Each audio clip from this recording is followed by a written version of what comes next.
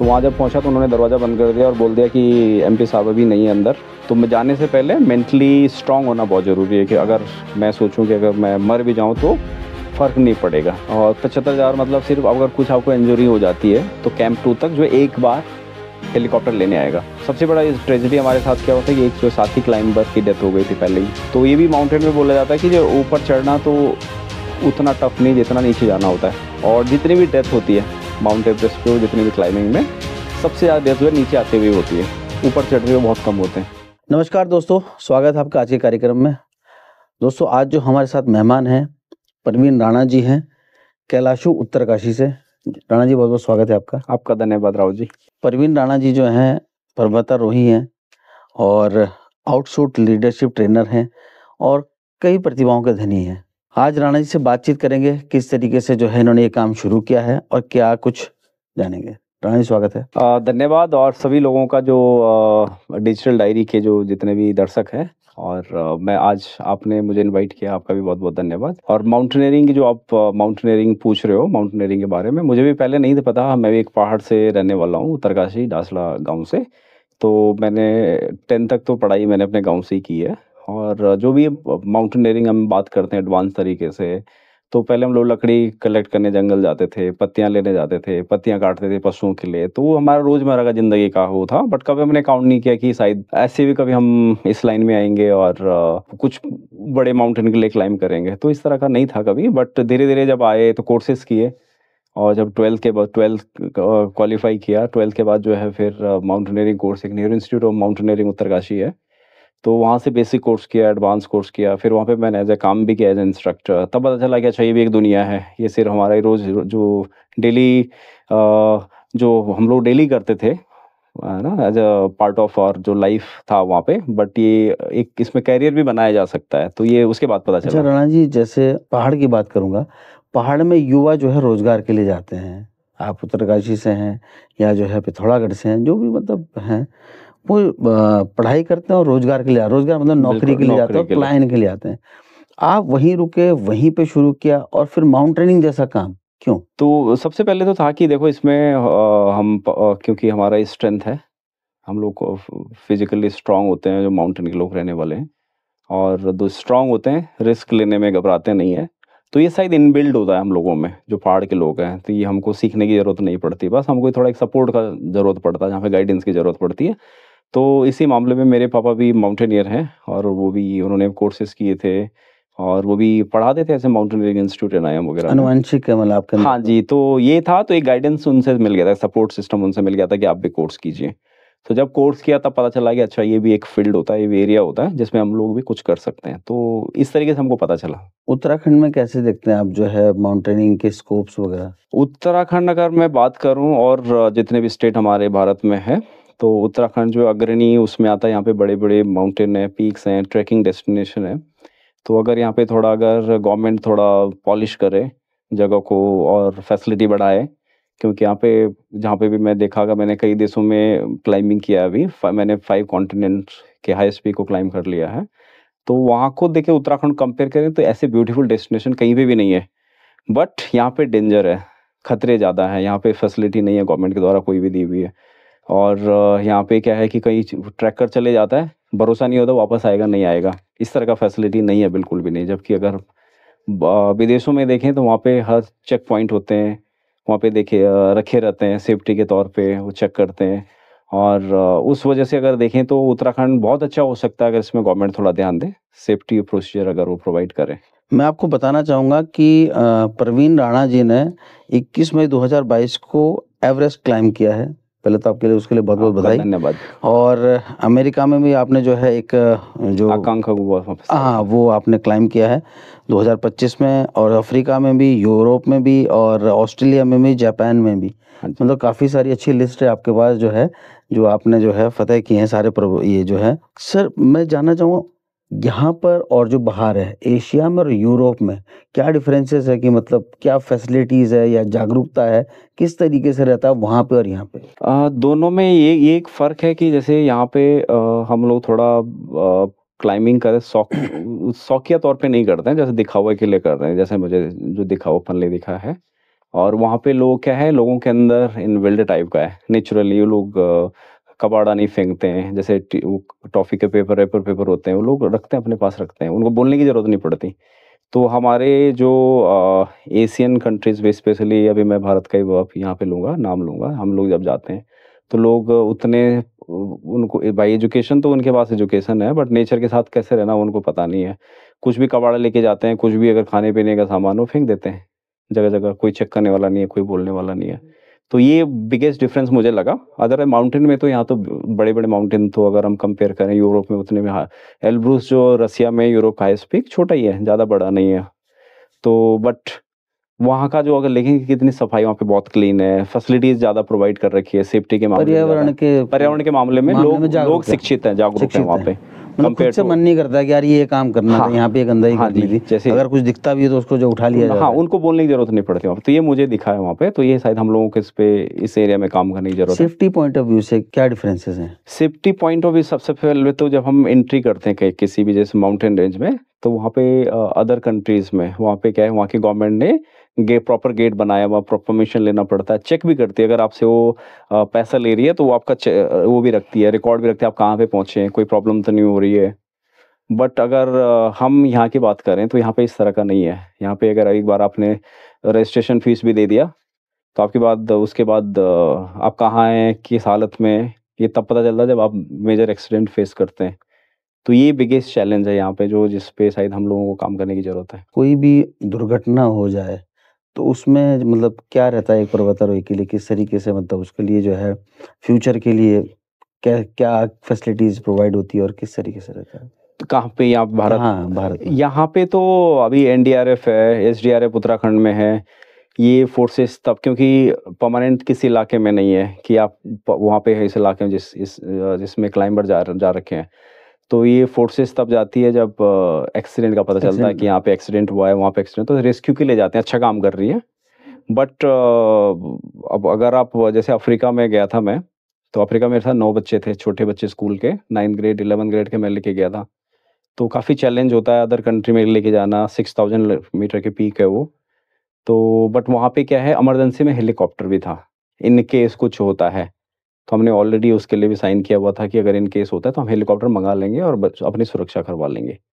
तो उस मामले में अफ्रीका भी गया था, रसिया में भी गया था, यूरोप का जो हाईएस्ट पीक है एल्ब्रूस, वहाँ पे वो फैसिलिटी थी। तो मैं फॉर्म भरने से पहले हमको बताया गया था कि अगर ऐसा होता है, तो आपको जो है ये जो इंश्योरेंस किया हुआ है उसके आधार पे आपको हेलीकॉप्टर मिल जाएगा सेफ्टी। तो उस पॉइंट ऑफ व्यू से अगर हम अदर कंट्री में जा रहे हैं तो बहुत सेफ महसूस होता है। यहाँ पे कैसा है? यहाँ पे भी वो फैसिलिटीज़ हैं? यहाँ पे अब यहाँ अगर माउंट एवरेस्ट की बोलें तो वहाँ पे हमको काफ़ी वो देना पड़ता है इंश्योरेंस का। जैसे मैंने जब किया था तो 1 लाख रुपए मैंने सिर्फ उसी के लिए दिया था, रेस्क्यू के लिए, इन केस इमरजेंसी जो होता है। तो वो भी कैंप 2 तक, कैंप 2 के ऊपर तो हेलीकॉप्टर भी नहीं जाता वहाँ पे।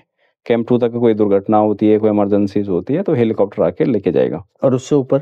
उसके ऊपर मैनुअल रेस्क्यू होता है फिर। अच्छा। हेलीकॉप्टर जाता नहीं है। अगर कुछ किसी को कैंप 3 में कोई प्रॉब्लम हो गई, कैंप 4 में प्रॉब्लम हो गई। अच्छा, कैंप 1 नीचे होता है, कैंप 2 बेस ऐसे? कैंप है। हाँ। बेस कैंप के ऊपर 6 किलोमीटर जाने के बाद कैंप 1 आता है। काफ़ी camp 1। Glaciers, Khumbu ice fall के नाम से, काफ़ी सारे अच्छा, ऐसे क्रैक्स। 1, 2, 3 करके स्टेप? हाँ, फिर कैंप 1 है, फिर कैंप 2 है, कैंप 3, कैंप 4। तो कैंप 4 के बाद फिर डेथ ज़ोन बोलते हैं हम उसको। डेथ ज़ोन मतलब वहाँ पे जो ऑक्सीजन का लेवल बहुत थिन है और आपको एक नॉर्मल इसमें आप वहाँ पे सर्वाइव नहीं कर सकते विदाउट सप्लीमेंट्री ऑक्सीजन। एवरेस्ट की यात्रा के बारे में जानना चाहेंगे, कैसी रही यात्रा? मेरी यात्रा क्योंकि कहीं सपना था कि एवरेस्ट चढ़ूँ, कहीं किताबों में आपने पढ़ा होगा कि यार इन्होंने भी एवरेस्ट क्लाइंब किया, इन्होंने भी किया, मैं भी एक दिन करूँगा, और वो चीज़ सामने थी और परवीन राणा जी चढ़े जा रहे हैं। तो एक अगर उस बारे में अगर बात करूँ तो मेरे पापा का भी सपना था ये, तो उन्होंने पहले तो बताया नहीं था, बाद में पता चला कि उनका भी शायद सपना था कि एवरेस्ट क्लाइंब करना था, बट उनको मौके नहीं मिले। तो सेम मेरा भी था, बचपन में सोचा तो था कि यार एक दिन हम चढ़ेंगे, बट उतना जुनून नहीं आया था कि करना ही है। तो इस मामले में इतने साल हम काम करते रहे, छोटे माउंटेन में गए, बट एवरेस्ट के लिए कभी इतना नहीं सोचा कि जाना है एक दिन। बस ये था कि शायद एक दिन कभी मौका मिले तो ज़रूर पहुँचेंगे। तो ये समय शुरू हुआ 2019 से। तो उस 19 में सोचा कि मैं क्यों ना ट्राई कर लूँ। तो 19 में जब ट्राई किया तो सडनली कोविड आ गया। तो इसके लिए क्या कि हैवी अमाउंट लगता है, अराउंड 30 लाख रुपीज़ का ज़रूरत पड़ता है एक आदमी की जो फीस पड़ती है। तो कोविड आने के बाद जो है, जहाँ स्पॉन्सरशिप की बात चल रही थी, तो वहाँ पे क्योंकि कंपनियाँ खुद ही शट डाउन हो रही थी, एम्प्लॉय की वो अपने सैलरी नहीं निकाल पा रही, तो फिर स्पॉन्सर देना देना तो काफ़ी टफ हो रहा था। 19 में, 20 में, 21 में 3 साल मैंने काफ़ी स्ट्रगल किए, काफ़ी सारे लोगों से मिला। यहाँ तक कि उत्तराखंड में जितने भी ये मिनिस्टर्स वगैरह से हैं, सेंट्रल तक मैं गया था, वहाँ तक मिला। और कहीं किसी सबने हाँ तो किया, मेरा स्पॉन्सरशिप प्रपोजल था वो ले लेते थे, बाद में उसको डस्टबिन में फेंक देते थे। अच्छा। तो हाँ, तो ऐसे बहुत बार हुआ। और मैं दिल्ली में 2-3 बार गया हूँ। हमारे जो एमपी वगैरह हैं उत्तरकाशी से बात हुई, तो मैं गया, दिल्ली गया, तो वहाँ जब पहुँचा तो उन्होंने दरवाज़ा बंद कर दिया और बोल दिया कि एमपी साहब अभी नहीं है अंदर। तो गाड़ी वहीं पे थी, तो मैं बोला यहीं पे है, गार्ड मेरे से लड़ाई करने लगे, नहीं आप जाइए, मोबाइल में वीडियो नहीं बना सकते हो। तो इस तरह का मैंने देखा है उस समय, तब लगा मुझे पता है कि शायद जो लोग हवाई वादे करते हैं ये सच नहीं होते हैं। जो वादे होते हैं हवाई होते हैं। हाँ, हवाई होते हैं कि बोला तो कि नहीं हम सपोर्ट करेंगे, पर नहीं। तो एक और थे, एमपी थे, हमारे गढ़वाल से नहीं थे, वो गढ़वाल के ही थे। उनसे भी मैंने फ़ोन पे बात की, किसी के द्वारा नंबर मिला, 4 बार उनसे मिलने गया, 4 बार प्रपोज़ल दिया। तो जब जिस बार भी जाता बोलते कह रहे वो तो मैंने कहीं खो रख दिया है, दोबारा दे दीजिए। तो मैं खुद ही थक गया था उनको प्रपोज़ल देके, 4 बार मैंने प्रपोज़ल दिया। बाद में कुछ नहीं हुआ तो उन्होंने फ़ोन उठाना बंद कर दिया। तो इस वो ये वाली स्टेज थी और गवर्नमेंट की तरफ से कोई भी इस तरह का सपोर्ट नहीं मिला। तो फाइनली 2022 में जब गिव अप होने का सिचुएशन था कि शायद अब इतना पैसा नहीं हो पाएगा नहीं हो पाएगा। और अब शायद रहने दीजिए, तो फाइनली कहीं तो ऊपर वाला भी शायद देखता है फिर, तो भगवान भोलेनाथ की कृपा से ये हो गया। और फिर मुझे सडनली कॉल आया नेपाल से कि भाई आप 50% एडवांस में दे दीजिए, 50% आप एक्सपेडिशन करवा दीजिए। तो वो मेरे लिए बिगेस्ट ये हेल्प था। तो उसके बाद मैं फिर हाँ कर दिया कि ठीक है मैं इतना देख लूँगा। तो ये पैसे किन-किन चीज़ों के लिए लगता है? आपने 30 लाख की बात करी है, एवरेस्ट चढ़ने के लिए स्पॉन्सरशिप चाहिए होती है या जो है पैसे देते हैं। क्या-क्या मतलब इसमें खर्चे होते हैं? अभी के हिसाब से 13 से 14 लाख रुपए सिर्फ नेपाल गवर्नमेंट को जाता है। अच्छा। उनकी एजेंसी जो वहाँ रास्ता बनाती है, रोड फिक्स करती है, तो नेपाल गवर्नमेंट का डिपार्टमेंट है। 13-14 लाख रुपए इंडियन रुपीज़ जो है वो गवर्नमेंट को जाता है। फिर वहाँ पे आपको 5 से 6 ऑक्सीजन सिलेंडर आपको चाहिए होते हैं क्लाइंबिंग के लिए, वो आपका है। फिर काठमांडू से बेस कैंप पे लगा लो आपका पूरा 2 महीना लगता है, 45 दिन से 50 दिन के लिए लगता है। और खाना-पीना, रहना उस एल्टीट्यूड में आपको खाना प्रोवाइड हाँ, कराते बिल्कुल। हैं। तो वो है शेरपा साथ में आपके होते हैं जो टीम मेंबर वहाँ पे होते हैं, उसका होता है। फिर क्लोथिंग गियर भी आपका बहुत महँगा होता है। जैसे कि एक जो क्लाइंबिंग शूज़ होता है कि 1 लाख का से ऊपर का एक क्लाइंबिंग सिर्फ शूज़ ही शूज़ आता है। सूजी शुगर। एंड जो गियर होता है डांगरी उसको हिंदी में बोला जाता है, डाउन सूट, वो भी अराउंड 1 लाख से ऊपर पूरा का ही होता होता है, है पूरा नीचे से, सूट। हाँ, पहनना पड़ता वो है। 1 लाख से ऊपर का वो भी आता है। तो इस तरह के और भी काफ़ी सारे गियर्स हैं। तो अगर पूरा मिलाया जाए तो 30 लाख से ऊपर आराम से जो है ये बजट चले जाता है। बजट चल जाता है। चले जाता है। हाँ, मतलब वैसे उस क्लाइमेट में आपको जो है सारी चीज़ें प्रोवाइड हो रही है। अच्छा, एक आदमी के साथ एक शेरपा होता है या टीम के साथ ये कितने? कंपनी पे डिपेंड करता है। तो बहुत सारी जो अच्छी कंपनियाँ हैं, बजट अच्छा लेती हैं, वो आपको एक एक शेरपा आपको वो दे देते हैं साथ में। तो वो अच्छा। आपके साथ रहेंगे, जभी भी आप क्लाइंब करते हैं, आपकी स्पीड के साथ वो वॉक करते हैं। अच्छा। तो मेरे साथ थोड़ा उल्टा था, मेरे साथ ऐसा नहीं था। और हम लोग 6-7 लोग थे, तो एक मेन शेरपा था उनमें, जो गाइड कर रहा था, और लोग बिगिनर थे। वो लोग जो आए वो जैसे एक सपोर्ट के लिए आए थे कि जी हम सपोर्ट भी करेंगे, क्लाइंब भी करेंगे। तो इस तरह का माहौल था वहाँ पे। तो मेरा जब मैं शुरू किया यहाँ से, तो मैंने कुछ ज़्यादा इस तरह का चेक नहीं किया कि कैसी कंपनी क्या है, बस मुझे जाना था। एक बिलीव था गॉड में कि नहीं, अब अपनी तरफ से मैंने 4 साल कोशिश किया, कुछ नहीं हुआ, बस अब मैं भोलेनाथ पे छोड़ देता हूँ। तो उसके बाद ऐसे लगा जैसे मेरी ये प्रोग्राम आइटनरी बन गई है। तो मैं बैंगलोर में था और फाइनल कॉल मैंने अपने ऑफिस से वो लिया। ऑफिस वालों ने भी काफ़ी सपोर्ट किया, फाइनेंशियली भी जितना लोगों से हो सकता था उन्होंने कंट्रीब्यूट किया फटाफट विदिन। तो आपने जो ये इसके लिए क्लाइंबिंग के लिए जो पैसा लिया वो अपना? हाँ, कुछ मेरे पास सेविंग पड़ा हुआ था, तो कुछ नहीं था, तो कुछ मैंने लोन लेके गया फिर। अच्छा। तो मैंने कहा कि जब करना ही है, मैं परेशान रहूँगा ज़िंदगी भर, इससे बढ़िया है कि मैं लोन लेके मैं करके आ जाऊँ। कोई तो स्पॉन्सरशिप इंडियन गवर्नमेंट से कोई स्पॉन्सरशिप नहीं मिली? हाँ, गवर्नमेंट से मैंने आप जो बताया था कहानी क्या-क्या हुआ उत्तराखंड था। गवर्नमेंट या मतलब हाँ, मैंने भारत सरकार से कुछ नहीं? स्टेट गवर्नमेंट में मुख्यमंत्री जी से उनसे मिलने की कोशिश की, तो उनके जो पीआरओज़ होते हैं, 2-3 पीआरओ को मैंने कॉल किया, तो वो भी बड़ी-बड़ी बातें बोलते थे कि नहीं, मिल नहीं सकते हैं, ऐसा है, वैसा है। तो काफ़ी ट्राई करने के बाद मुझे लगा कि शायद इतना ईज़ी नहीं है, तो क्योंकि डायरेक्ट आप मिल नहीं सकते हो, जो पीआरओज़ उनके बने हुए हैं, उनको मैंने काफ़ी कॉल किया, तो उनका नेगेटिव वो रहा मेरे साथ। तो मैंने छोड़ दिया फिर कि शायद इस लेवल पे अगर मैं कोशिश करूँगा, तो मेरे पास इतना समय भी नहीं है कि मैं घूमता रहूँ। तो मैं फिर खुद ही अपना जो आधा मेरे पास था, आधा कुछ मैंने क्राउड फंडिंग के द्वारा भी किया, लोगों ने सपोर्ट किया मुझे दूर-दूर जगह से। किसी ने यहाँ तक कि ₹100, ₹200 करके भी लोगों ने कंट्रीब्यूट किया है। तो कुछ मैंने लोन लेके मैं निकला था वहाँ पे। ये जो अभी आपकी जो यात्रा रही है, क्या अनुभव रहा है इसका? क्या कि मतलब जो प्रतिभा है वो राजनीति की भेंट चढ़ गई, कहना चाहोगे ऐसा? अभी तो है। अभी अगर मैं देखूँ काफ़ी सारे केवल माउंटेनियरिंग में नहीं है, और भी कई सारे डिपार्टमेंट, टैलेंट है, गाँव में टैलेंट है, बट उनको सपोर्ट नहीं मिल पा रहा। जबकि बहुत जगह ऐसे जिन लोगों के पास टैलेंट भी नहीं है, बट उनके रेफरेंसेस ज़्यादा चल रहे हैं। रेफरेंसेस है तो आपको इजीली एंट्री मिल जाता है, लोग मिल जाते हैं जिनके साथ आप बात रख पाते हो, सपोर्ट मिल जाता है। तो ये अभी है, ये और दुखद है काफ़ी, क्योंकि जो रियल टैलेंट है उनको आगे जाने का मौका नहीं मिल पा रहा है। उनको जैसे पुश का ज़रूरत था, एक हेल्प की ज़रूरत थी, वो नहीं मिल पा रहा है रियल में। तो जो अभी का जो पॉलिटिक्स है और गवर्नमेंट की तरफ से जिस तरह का माहौल है, गवर्नमेंट जो पैसा देती है, कोई भी कंपनी पैसा देती है, आप वो जो है क्लाइम नहीं कर पाते हो। फॉर एग्जांपल एवरेस्ट, आप उसके लिए आपने किसी ने आपको स्पॉन्सरशिप करी 30 लाख रुपए और नहीं कर पाए, जी। तो पैसा आपको रिफंड करना पड़ेगा या जो है? ना, वो तो क्योंकि आपने किसी ने आपको स्पॉन्सरशिप दिया है, और आप वो पैसा डायरेक्टली नेपाल जिस कंपनी के माध्यम से आप जाते हो वहाँ पे चले जाता है। तो अगर आधे रास्ते से कोई क्लाइम नहीं कर पाता है, क्योंकि उन्होंने सारा व्यवस्था आपके लिए कर दी है, फीस वो एडवांस में चली जाती है, 13-14 लाख जो है वो एडवांस में चले जाता है, वो तो आपका रिफंड नहीं मिलता है। तो वो तो पॉसिबल नहीं होता कि अगर कोई चढ़ भी नहीं पाता है तो वापस देना इतना ये नहीं है कि वो वापस कर पाए, क्योंकि वो ऑलरेडी वो जो कंपनी को जा चुका है और उसकी होता है, व्यवस्था बन चुकी है सारा ऊपर तक। और बाकी के जो पैसे होते हैं वो फिर देना नहीं होता, क्यों क्लाइम नहीं किया है? नहीं, पैसा तो पूरा ही देना पड़ता है, क्योंकि खुद का फॉल्ट है। अगर मैंने आधा पैसा दिया है और मैं चढ़ नहीं पाया, तो मैं ये नहीं बोल सकता ना मैं चढ़ नहीं पाया था तो मैं आधा पैसा नहीं दूंगा, क्योंकि उन्होंने सिलेंडर पहुंचाए वहाँ पे, व्यवस्था वहाँ पे की है, राशन उतना पहुंचाया वहाँ पे, परमिट बनाया है। तो जो जितना भी पैसे लगते हैं वो तो आप क्लाइम कर पाओ ना कर पाओ, वो तो देना ही पड़ता है। ग्राउंड से डेथ जोन तक की जो स्टोरी है, स्टेप 1, 2, 3 कैंप जो होता है, उसमें कैसी मतलब स्टेप बाय स्टेप परेशानी आती है जो लोग नहीं कर पाते? हर आदमी जो एवरेस्ट नहीं चढ़ पाता, क्या रीजन है? एक तो मैं बोलूंगा कि दिखावा होता है थोड़ा। बहुत सारे लोग दिखावे के लिए जाते हैं कि मुझे भी करना है, इसने कर लिया तो मुझे भी जाना है। तो मुझे लगता है शायद एक तो सबसे बड़ी तो मेंटल वाला होता है, मुझे वो तो मैं ये करता हूँ कि दिखावा ना करें कभी भी। अगर आपको लगता है कि आपके अंदर पोटेंशियल है, आप फिजिकली मेंटली फिट हैं, क्योंकि अगर फिजिकली फिट है मेंटली नहीं है तो आप कई बार गिव अप कर दोगे। तो दोनों फिजिकली, मेंटली, इमोशनली तीनों तरीके से आपको फिट होना जरूरी है वहाँ पे माउंटेन में। तो जाने से पहले तो मैंने फंड एक अप्रोच, एक चीज़ है जो फर्स्ट इसमें स्टॉप करता है। अगर फंड नहीं है तो फिर तो सोच भी नहीं सकते। तो फंड हो गया, फिर जो रियल चीज़ होता है जैसे आपका क्लोथिंग वगैरह वो आपका सब अरेंज हो चुका है। तो जैसे हमारा जर्नी शुरू होता है काठमांडू से लुकला, एक जो हाईएस्ट पॉइंट पे वहाँ पे जहाँ पे छोटी जो फ्लाइट्स वगैरह जाती है, उसके बाद चलना चालू होता है। तो जब वहाँ से चलते हैं तो धीरे धीरे ऑक्सीजन का जो लेयर है वो कम होने लग जाता है, और उसकी वजह से दिक्कतें होती चलने में। अल्टीट्यूड बढ़ते ही जो है प्रॉब्लम्स होने लग जाती है, तो उसके लिए धीरे धीरे रास्ते में रुकते हैं। फिर एकदम ऐसा नहीं है जाने के लिए तो 1 ही 2 दिन में हम लोग बेस कैंप पहुँच जाएँ, बट फिर चांसेस ऑफ सर्वाइवल बहुत कम है फिर। तो जैसे शुरू करते हैं तो कम से कम 10 दिन लगते हैं बेस कैंप पहुँचने में। तो 10 दिन में आप एक्लेमेटाइज होके जा रहे हो। ये थर्ड स्टेप है। ये पहले जैसे फर्स्ट स्टेप बेस कैंप तक आप जा रहे हो। पहला तो आप जो फाइनेंशियल हो गया, फाइनेंशियल आपका ठीक हो गया।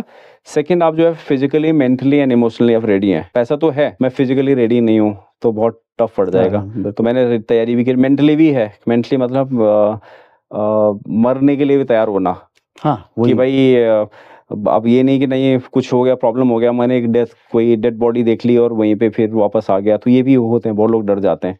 तो मैं जाने से पहले मेंटली स्ट्रांग होना बहुत ज़रूरी है, कि अगर मैं सोचूं कि अगर मैं मर भी जाऊं तो फ़र्क नहीं पड़ेगा। तो अगर इस तरह का अगर माइंडसेट है तो फिर आपको कोई नहीं रोक सकता है। तो वो सेकंड स्टेज ये है। थर्ड स्टेज आप एक्लेमेटाइज करना। तो वहाँ पे एक वो बोलते हैं माउंटेन में कि do not become Gama in the land of lama, मतलब कभी हीरोपंथी नहीं दिखाना, है ना। प्रॉपर नेचर के हिसाब से चलना, जैसा आप चल रहे हो, पानी पीना, एक्लेमेटाइज करना प्रॉपरली। तो जब बेस कैंप पहुँचते हैं, बेस कैंप पहुँचने में अराउंड 10 दिन तो लगते हैं वहाँ पे। तो जब मेरे साथ क्या हुआ था, जैसे मैं तो तैयारी भी किया था, मैं हिल का ही रहने वाला हूँ, तो चक्कर आने लग जाता था, वीकनेस बढ़ती है, क्योंकि खाना उतना खाया नहीं जाता वहाँ पे जितना आप खाना चाहते हो। भूख लगती भी नहीं है उतनी, और पानी कम हो जाता है क्योंकि एल्टीट्यूड बढ़ता है, ठंडा ज़्यादा होता है वहाँ पे, ठंडा पानी पिया नहीं जाता है, तो पानी की मात्रा भी कम हो जाती है, खाना कम हो जाता है, तो धीरे धीरे वीकनेस शरीर में बढ़ जाती है। और एल्टीट्यूड का इशू होता है, ऑक्सीजन आपको बहुत कम मिलती है। तो उस समय लगता है जैसे खड़े खड़े कि मैं गिर ना जाऊँ कहीं पे, चक्कर ना आ जाए। तो वहाँ पे कम से कम 1 हफ्ता आपको रुकना पड़ता है बेस कैंप में। तो वहाँ पे रहना, खाना, इधर उधर घूमना। तो जब एक्लेमेटाइज हो गए तब जाके दूसरा प्रोसेस शुरू होता है ऊपर, एक्लेमेटाइजेशन का। ऊपर जब वहाँ कैंप 1 जाते हैं, कैंप 1 फिर बेस से फिर कैंप 1 जाके फिर वापस आने, जैसे पहले दिन जो रोटेशन उसको बोलते हैं माउंटेनियरिंग इसमें, रोटेशन करना, तो रोटेशन एटलीस्ट 2 to 3 रोटेशन लोग करते हैं। एक बार गए बेस कैंप, कैंप 1 तक भी नहीं जाते, नीचे तक जाते हैं। एक जगह का नाम है पॉपकॉर्न, वहाँ पे ग्लेशियर के कई सारे पार्ट टूटे हुए, अच्छा। तो पॉपकॉर्न एरिया, तो वहाँ तक जाते हैं, फिर वापस आते हैं थोड़ा एक्लिमेटाइज होके। हाँ, शरीर हाँ, थोड़ा जो है और उसमें उससे रम पहले जाए। एक और पीक है वहाँ पे, लोबूचे। लोबूचे 6000 मीटर की पीक है, उसको भी लोग क्लाइम करते हैं ताकि थोड़ा इजी पड़ता है उनको कैंप 1 जाने में, क्योंकि कैंप 1 में कई सारे बड़े बड़े ग्लेशियर्स हैं वहाँ पे टूटे हुए। तो अच्छा। पूरे 8 से 10 घंटा लगता है उसको क्रॉस करने में। सिर्फ 6 किलोमीटर है, तो 6 किलोमीटर है, 10 घंटा, अराउंड 8 से 10 घंटा लगता है उसको क्रॉस करने में। तो वो जब कैंप 1 पहुंचे तो लगता है कि सारी एनर्जी जा चुकी है, अच्छा। और इतना एनर्जी खत्म हो जाती है जब पहले पहले रोटेशन में। सेकेंड रोटेशन में कैंप 1 कैंप 2 तक जाते हैं, वापस आते हैं। थर्ड रोटेशन में वो डिपेंड करता है कितना दिन किसके पास कितना फिजिकल फिटनेस है। तो वहाँ के बाद तो कुछ लोग ऐसे भी करते हैं जिनके पास पैसे ज़्यादा हैं, उनका कॉस्ट अच्छा है, तो लोग 2 रोटेशन करके कैंप 2 जाते हैं, कैंप 3 टच करके वापस आके बेस कैंप से फिर हेलीकॉप्टर लेके काठमांडू आ जाते हैं, क्यों डायरेक्टली लोअर एल्टीट्यूड में, तो वहाँ पे खाना वगैरह अच्छा हो जाता है, खाना सही मिल जाता है, आप खा भी सकते हो, तो आप एनर्जी रिगेन करके अच्छा, फिर दोबारा खाने में क्या मिलता है? जैसे कैंप 1 2 की आपने बात करी है, वहाँ 6000 के आसपास जो हो हाइट में जो आपके जो कैंप्स हैं, क्या खाना मिलता है वहाँ? बेस कैंप में तो काफ़ी सारा चीज़ मिल जाता है। इस पर मैं तो वेजिटेरियन हूँ, मैं तो नॉन वेज वगैरह नहीं खाता, तो मेरे लिए तो यही था, दाल चावल। अच्छा। रोटी तो वहाँ बनती नहीं थी, अच्छा। शायद एल्टीट्यूड का भी फ़र्क पड़ता होगा। दाल चावल ये वो था वहाँ पे, और कभी फल भी मिल जाते थे। और जो नॉन वेज लोग हैं, जो नॉन वेज खाते हैं, नट्स वगैरह कुछ? हाँ, ड्राई फ्रूट्स तो रहते हैं, पर उनको खाने का मन नहीं करता उस एल्टीट्यूड पे। अच्छा। शायद उसमें लगता है कि थोड़ा सॉल्ट का ज़्यादा ज़रूरत पड़ता है। और रखे रहते थे ड्राई फ्रूट्स, तो काफ़ी रखे रहते थे, पर खाए नहीं जाते हैं, उनको ज़बरदस्ती खाना पड़ता है। पर जो नॉन वेजिटेरियन उन लोगों के लिए तो वहाँ पे व्यवस्था, कंपनी उनको नॉन वेज चिकन वगैरह, एग वगैरह वहाँ पे रखे रहते हैं, प्रोवाइड प्रोटीन कराती है। जिसमें ज़्यादा है वो थोड़ा हाँ, मतलब बॉडी के लिए। हाँ जी, तो कैंप 1 पूरा ग्लेशियर पे है, पूरा ग्लेशियर के ऊपर, तो वहाँ पे प्रॉपर सेटअप कैंप नहीं है। जो लोग ऊपर जाते हैं तो वो जस्ट वहाँ पे इनकेस किसी का हेल्थ इश्यूज हो गया तो उनको वहाँ पे रुकवाते हैं, परमानेंट सेटअप नहीं है। सेटअप नहीं। जैसे कि वो उन्होंने टेंट लगाए टेंट रहते हैं, वगैरह। जैसे रेस्ट करने के लिए लगाए रहते हैं। तो फिर कैंप 2 में फिर वहाँ पे माउंटेन के साइड में, और वहाँ पे है, तो वहाँ पे फिर जिस तरह का बेस कैंप है, वो छोटा मिनी बेस कैंप आप उसको बोल सकते हैं कैंप वहाँ 2 पे, पे। कैंप 2 में। तो वहाँ पे फिर लोग ज़्यादा रहते हैं, वहाँ पे खाना फिर वही दाल भात वगैरह सब मिल जाता है। कैंप 2 के बाद फिर अगेन प्रॉपर सेटअप नहीं है। कैंप 3। कैंप 3 है, कोई मैगी ले जाते हैं आपको गए, क्योंकि वहाँ पे तो पूरा बर्फ है चारों तरफ है, तो उसके बूटेन गैस, छोटे छोटे जो गैस के सिलेंडर होते हैं उसको ले जाना पड़ता है। स्नो मेल्ट करना है तो उसमें मैगी बनाना है फिर, तो उसके बाद खाना एक्सपेक्ट नहीं कर सकते कुछ मिलेगा। तो कैंप 4 फिर डेथ जोन शुरू हो जाता है। उसके बाद वहाँ पे बोला जाता है कि आपको मिनिमम समय में आपको कैंप 1 पहुँचना है, उसके बाद तुरंत क्लाइम करके वापस उसको क्रॉस कर लेना है। तो जितना भी डेड बॉडीज हैं, मैक्सिमम डेथ जो है वो कैंप 4 के बाद है। कैंप 4 के बाद। Camp 4 dead around zone। वहाँ पे डेथ जोन है। वहाँ पे जितने भी हमको भी जितना दिखा वहाँ पे डेड बॉडी वहीं पे दिखी मैक्सिमम, जो कैंप 4 के बाद उसी डेथ जोन में। तो कैंप 3 पूरा 60 डिग्री के एंगल में है, 60-70 डिग्री के एंगल में ना, ये जो स्लोप है ओके, स्लोप। उसी पे वो बनाया हुआ है, टेंट बने हुए हैं। तो ऐसे पहले इसमें जाएंगे तो डर भी लगता है कैसा नहीं मैं लुढ़क जाऊँ नीचे, बट वहाँ पे रहते हैं एक नाइट रख के। ग्लेशियर वगैरह का डर रहता है? वो एवलांच आ सकता है, कहीं Avalanche से भी वगैरह। ऐसे लटके हुए हैंगिंग ग्लेशियर्स वहाँ पे हैं, तो उनका चांसेस हैं कि शायद कहीं से भी गिर जाए और हम पे गिर जाए, तो इस तरह का मामला होता है। गिरते भी हैं? गिरते भी मतलब हैं। किसी तो किस्मत सही है, खराब है। हाँ, वो भी है। कभी क्या होता है गलती से कोई पत्थर आ गया, पत्थर भी गिरते हैं, किसी को लग गया तो फिर क्लाइंबिंग सारी फेल, वो सारा भी होता है। इंश्योरेंस क्या रहता है बंदे का, कि मतलब इंश्योरेंस कुछ हो गया फैमिली के लिए क्या मिलेगा, वाइफ के लिए क्या मिलेगा, क्या सपोर्टिंग रहता है? तो इंश्योरेंस का उसमें ये है कि जब मैंने किया था तो मैंने 75,000 रुपए का तो सिर्फ हेली रेस्क्यू था, तो उसमें सिर्फ इंश्योर्ड वो नहीं था। और 75,000 मतलब सिर्फ अगर कुछ आपको इंजरी हो जाती है तो कैंप 2 तक जो एक बार हेलीकॉप्टर लेने आएगा। अच्छा। अगर होता है कुछ तो वो था 75। अगर आप 1 लाख, मैंने 1 लाख का किया था तो मैंने 25,000 रुपये और दिए थे उसमें, 30,000 रुपये और दिए थे, तो उसमें 50 लाख का इंश्योरेंस था कि इन केस कुछ इशूज होते हैं या लाइफ थ्रेटनिंग कुछ ऐसा हो जाता है तो वो 50 लाख का मैंने इंश्योरेंस करवाया था उसमें। तो ये ये रहता है। ये था, मैंने करवाया था ऑफिस। अच्छा अच्छा, ये थोड़ा सेफ्टी पॉइंट ऑफ व्यू से कि सेफ्टी भाई पॉइंट ऑफ व्यू के परिवार केस। को कुछ मिलेगा हाँ या जी। जो भी है। अच्छा, कैंप 4 में फिर डेथ जोन के बाद हाँ, डेथ जोन में जैसे हम लोग वहाँ पहुँचते हैं तो वहाँ मास्क लगाया रहता है, ऑक्सीजन मास्क। बिना ऑक्सीजन मास्क के तो ऐसा लगता है जैसे कि चक्कर आना, वॉमिटिंग होना। तो मैंने कोशिश किया कि निकालूं, थोड़ा बात करूं, इधर उधर घूमूं, तो पॉसिबल नहीं था। तुरंत वॉमिटिंग जैसा लग रहा था। वो वाले इश्यूज थे। और दूसरा क्या था कि सबसे बड़ा ट्रेजेडी हमारे साथ क्या हुआ था कि एक जो साथी क्लाइंबर की डेथ हो गई थी पहले ही, आने अच्छा से पहले। तो वो काफ़ी इमोशनल था। हम लोग जैसे उसमें माउंटेन में वेदर विंडो होता है, जिस दिन जैसे हम पहाड़ में भी देखते हैं कि इस दिन मौसम साफ है तो इस दिन जो है यात्रा के लिए जाएंगे। तो वहाँ पे भी था, जो पहला वेदर विंडो था वो 12 मई को था, 2022 का, जब मैंने क्लाइम किया था। तो 12 मई पहला वेदर विंडो था। दूसरा वेदर विंडो जो था वो 16 मई का था। फिर तीसरा था 21 मई को, फिर 27 मई को। तो ये 4-5 जो दिन थे, उसी दिन में क्लाइम करना होता है। ये वेदर विंडो क्या होता है कि विंड स्पीड का, अगर विंड स्पीड 30 किलोमीटर से ज़्यादा पर आवर के हिसाब से, तो उसमें आप क्लाइम नहीं कर नहीं सकते। कर पाएंगे। ये बिलो 30 किलोमीटर के हिसाब से होना चाहिए। तो उसमें पहला 12 को था, तो हमारी कंपनी रेडी नहीं थी, तो हम लोग उसमें नहीं चढ़ पाए। कितने लोग थे आपको? हम लोग 10 लोग थे। तो मैं इंडियन अकेला था, 9 लोग नेपाल के थे मेरे साथ। तो 10 लोगों में से तो 16 को हमारा प्लान था कि 16 को हम लोग क्लाइम करेंगे। तो सडनली हमारे साथ एक जो साथी थे क्लाइंबर, वो एग्जॉस्ट हो गए, एक्लेमेटाइज नहीं हो पाए थे। तो कैंप 3 भी नहीं पहुंच पाए, उससे नीचे ही जो है वो एग्जॉस्ट हो गए। उनको हम लोग नीचे लाया फिर रात को 12 बजे। तो पूरी रात भर हम कैंप 2 में रहे उनके साथ। उनको फुल ऑक्सीजन दिया गया और वो बेहोश ही थे, हाथ पैर हिला रहे थे। तो हमें ज़्यादा ये लगा कि शायद कुछ नहीं होगा इतना कुछ। तो फिर हेलीकॉप्टर आया सुबह मॉर्निंग 8 o'clock कैंप 2 में। उनको बेस कैंप लाया। बेस कैंप डॉक्टर ने बोला कि थोड़ा क्रिटिकल है, काठमांडू लाया। काठमांडू में हेलीकॉप्टर मेन हॉस्पिटल में रखे उनको। तो फिर नहीं बच पाए, सर्वाइव नहीं कर पाए। तो हम भी वापस आ गए कैंप, बेस कैंप में रहे फिर 1 हफ्ता। तो ऐसा लगा कि शायद क्या हो गया, ये कभी सोचा नहीं था जिसके बारे में कि एक साथी जो साथ में था 1 महीने से, अचानक उनका डेथ हो जाना वहाँ पे। तो एक काफ़ी डिमोटिवेटिंग था, कहीं ना कहीं बहुत आदमी को झिझोड़ डिमोटिवेटिंग देता है था। कि भाई किस तरीके से जो है। हाँ, तो साथी थे वो लोग बोलने लगे थे कि वापस चलते हैं, अगले साल आएंगे। तो फिर मेरे लिए भी काफ़ी क्रिटिकल टाइम था। मुझे उनको बताना था कि भाई देखो, जो डेस्टिनी तो कोई वो नहीं कर सकते, जो हो गया वो सो गया, अब कैंसिल तो खुद नहीं कर सकते, है ना। तो फिर उनको मोटिवेट करने में थोड़ा टाइम लगा। मैंने उनको बताया कि भाई चलिए, कंटिन्यू रखिए, है ना, जो होने का होता है उसको तो कोई टाल नहीं सकता है।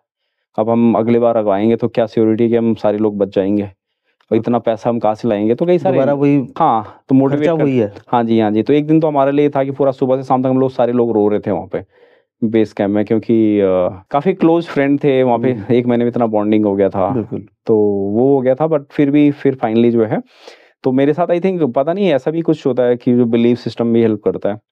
तो जब बेस कैंप से हम लोग फाइनली 21 का हमारा प्लान था कि 21st को हम लोग क्लाइम करेंगे। तो जब हम बेस कैंप से निकले कैंप 1 की तरफ, तो वहाँ पे मेरे दिमाग में वही नेगेटिविटी फैली हुई थी कि शायद डेथ वाला, कि मर जाएंगे, क्योंकि उस एक साथी मरा हमारा। तो जब ग्लेशियर में जा रहे थे तो वहाँ ऐसा लग रहा था जैसे कि हम ग्लेशियर टूटेगा। रात को वहाँ पे कैंप होने के लिए रात को जाना पड़ता है, अच्छा। बिना सोए। जैसे 9-10 बजे खाना खाया, निकल जाओ रात को टॉर्च लाइट के इस पे। तो पूरा नेगेटिविटी फैला हुआ था, और ऐसा लग रहा था जैसे ग्लेशियर में भी गिरूंगा, शायद ग्लेशियर टूटेगा, मैं मतलब जस्ट डेथ। हाँ, क्योंकि वीराना है चारों तरफ और हाँ, आप जो है पर्वत चढ़ रहे हो, पहाड़ नहीं, पर्वत चढ़ पर्वत रहे चढ़ हो। रहे। दूसरा ये था कि वो डेथ भी हो चुकी थी हमारे साथी की, जो काफ़ी क्लोज थे हमारे। तो वो भी जा चुके थे। तो उसकी वजह से फिर दिमाग में ऐसा बैठ गया था शायद कि हमारे साथ वैसे ही होने वाला है। तो मेरा तो सर फटा जा रहा था इतना, यही सोच के कि शायद मैं भी गिरने वाला हूँ, मैं भी मरने वाला हूँ, मेरे पर्स ओके ये वो गिरने वाला है, ग्लेशियर गिरने वाला है। बस यही चलता जा रहा। 2 घंटे तक मैं महसूस किया ये सारा। उसके बाद मुझे थोड़ा पता नहीं कैसे याद आया कि शायद महामृत्युंजय मंत्र भी जो होता है उससे भी कुछ फर्क पड़ता है। सपोर्ट है। तो मैंने जब सुना था, कभी एक्सपीरियंस नहीं किया, कभी चैन तो ऐसे नॉर्मली करते, बट ऐसे रियल सिचुएशन में कभी नहीं किया था। तो जब मेरा सर फटा जा रहा, केवल नेगेटिविटी दिमाग में थी, तो मैं सोचा कि मैं इसको ट्राई कर लूँ एक बार। कब भाई रात के 1-2 बज रहा है। तो मैंने फिर चैंट किया उसको। तो चैंट करने के बाद जो है फिर 4-5 बार किया होगा मैंने। फिर ऐसा लगा जैसे कोई कुछ हुआ ही नहीं अभी तक, सारा नेगेटिविटी चले गया। और मैं तब मुझे याद आया कि अच्छा, मैं तो ग्लेशियर पे हूँ यहाँ पे। तो फिर जब मैं बाद में पता चला कि मेरे साथी भी साथ में हैं, मैं अकेला नहीं हूँ, मैं चढ़ने जा रहा हूँ, बिल्कुल पॉजिटिव हो गया था।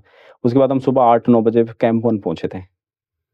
तो ये भी है, मतलब कि फाइनल डेस्टिनी जो पीक जब जो है क्लाइंब हुआ, जब एवरेस्ट की जो पीक थी, जिसको जो है काफ़ी सारे सपने संजो रखे थे आपने कि नहीं एक बार जो है चढ़ना है, जाना है, और दिल्ली तक की दौड़ हुई और कई नेताओं के दरवाज़ों में चक्कर काटने पड़े। जब वो सामने था तो वो क्या मंज़र था, मतलब हाँ, थोड़ा उसके वो बारे में हाँ, बताइए? चैलेंजेस मेरे इसमें था। मैं तो मेंटली तो बहुत स्ट्रांग हो चुका था।